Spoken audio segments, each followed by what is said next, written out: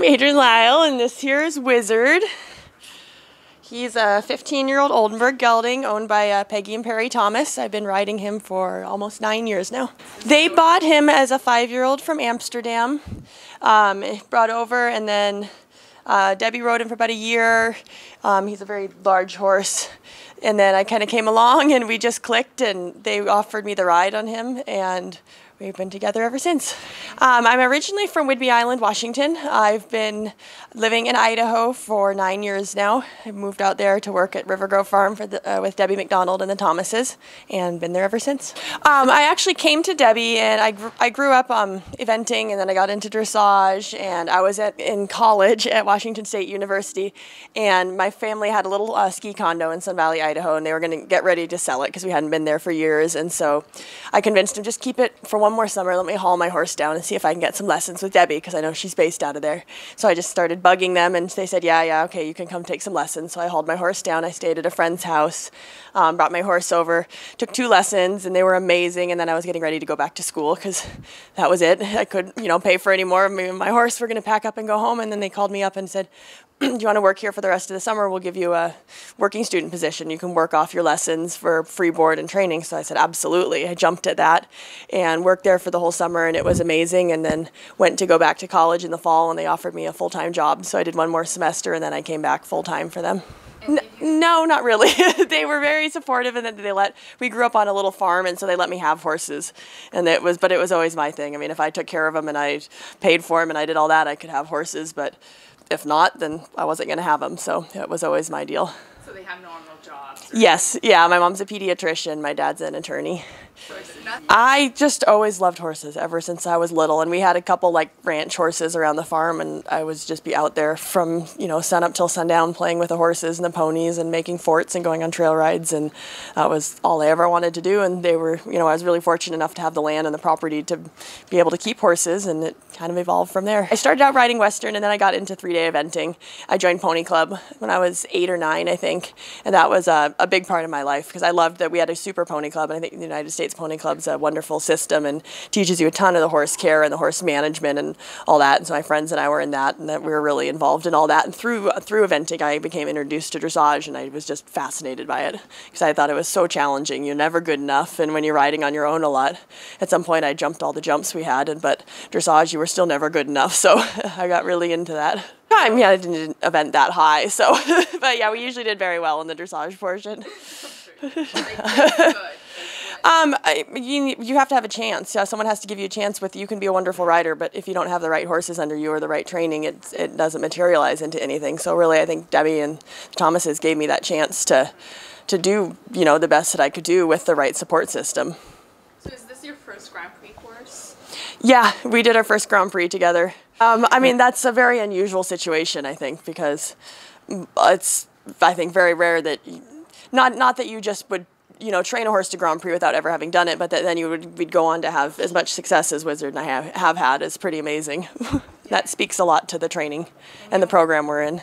Going to the Olympics, for sure. That was something you dream about from the time you're a little girl, and to actually have done that is pretty amazing. How is that like? The whole experience was just so cool, and to have done it on Wizard, who's been quite a long journey with him. He hasn't always been the easiest horse, and having done our first Grand Prix together and all that, just to end up there was kind of unexpected and just amazing. Yeah, I've been fortunate that I not really had really bad nerves so far in my career, but I think Wizard is a handful, and he kind of takes all my attention. So once you're in the saddle, you don't really have time to think about something else. You may be a little nervous before, but once you're up there, you have to be focusing on what's going on, and it just becomes like any other day because you've got to ride what's underneath you at that moment. Yeah, I think it's practicing enough that you just know, second nature, what you have to be, and a lot of it is mental. You have to know where to push and then where to back off, and that, I think, is what is so challenging in our sport. It's not all about coming with strength all the time, but it's not all about being weak all the time. It's kind of this ebb and flow and reading your horse and reading what you have in the moment. And if you just get really good at becoming attuned to that, it becomes, I think, second nature to you. The plan started for us last year. He got a sustained injury. He bruised his coffin bone, so he was off for about 5 months. So that already last year changed our whole plans. We'd planned on going to Europe last year and trying for Aachen and some of the bigger shows, and so that was kind of wiped out of the picture. So then we had to say, okay, now looking forward to the World Equestrian Games, what's going to be the best plan for that? And that's part of the reason why we decided to come down to Florida, because the number of competitions offered is more. We have more to pick and choose from, and then you kind of start working backwards and say, okay, well, if you need, X number of selection shows and scores, and you want to give yourself, a little bit of wiggle room if something doesn't go quite right, and so you make a plan, and then of course with horses, plans usually don't work. So there's always a lot of adjusting the plan.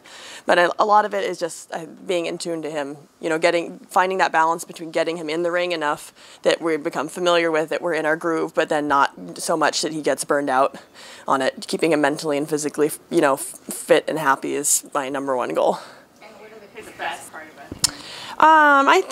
For competition-wise, I think he's a very exciting horse to watch because he's very powerful, and although somewhat unpredictable at times, I think he's an exciting horse to watch because he can do everything with this strength and this power that if you can get it harnessed and get it working for you is pretty incredible. And at the barn, which is? At the barn, he's a diva, and he thinks everything's about him, as you can see. So he doesn't think that I should ever lead other horses by him because he gets very jealous, and he thinks he should always be fed first, and he thinks that everyone should always be paying attention to him. But is he a fun horse to be around? Yeah, I love him. Like I said, I've been with him been riding for 8 years now, and we've gone all over the world together, all over the country together. So he's got a ton of personality once you get to know him. Can be a little standoffish at first. He's not a big fan of new people, walking up and petting him. But once he gets to know you, he's just a hoot. What's his favorite treat? Bananas. He loves bananas. All the horses in our barn love bananas. So. No. It is amazing. If you looked, 10 years ago, you never would have ever thought, scores and these horses would have been happening. But I think it's exciting. I think it's, you get these superstars like Totalis and Vallegro, and I think it draws a whole nother level of excitement to this. I remember when I showed Wizard in Munich, I did the CDI 3-star, and Totalis was showing in the 5-star, and they'd sold out every ticket they could sell out. And here's people climbing trees to try to jump over the fence and get pictures of him from up in these treetops, and security was pulling him down, all because this horse was so famous that's a draw that I think is just incredible for the sport. For sure our public is not as educated about dressage. First of all, it's not as big of a deal as it is over there, but I think they're getting there, and the more we can involve the children and the youth and make it a little bit more of a mainstream sport, because every little girl loves horses. That's inside all of us. It's just more a matter of the education and getting it out to the public. And because if you're not educated on what you're watching, it's not all that exciting. But the more you know, and the more you know how difficult this sport is and all the technicalities, then it becomes really exciting for people to watch. I think what's hard for a lot of amateurs is remembering that they're not a machine that they just got to practice on. That you're working with a horse who is mentally fragile, and I'll see amateurs. Well, I want to get my right pirouette good, so I'm going to practice it 50 times today. And you're going, it's not such a good idea because now your horse is going to be sour and sore, and so it's trying to just keep in mind that it's got to keep your horse in mind too. As much as we'd all love to be out there and practice for hours a day on each horse, you can't, because that's not in their best interest. What's your strategy? I think first you've got to analyze, what happened and why. And, that being said, they're animals. Sometimes they just have a bad day, and don't get hung up on it too much. Figure out what happened, why you think it happened, how you can address that issue, and then if it's something you think you can resolve before the next competition, you try to resolve it. If it's something that maybe you say, okay, I need to take a little break, and this is a little bit bigger of an issue, then you have to do that until you think that's solid. You don't want to go in the ring feeling unsure about something. We were going to be down here through April, I think, and then if we qualify for Gladstone for the WEG selection trials, we'll stay probably on the East Coast this year, head up to New Jersey, so that it doesn't make sense for us to drive all the way home to Idaho for a month and drive him all the way back out here. That's just too much traveling, too hard on him. So we'll probably camp out somewhere on the East Coast until the selection trials. You have to finish in the top 15 with from your CDI scores, top 15 horse and rider combinations to get to the trials, and then at the trials, then it's a clean slate. Yeah, we have a lot of new horses and new rider combinations, and I think we've got some wonderful. Obviously, we have really talented riders, and I think we've got some talented horses, and I think it's going to be exciting. But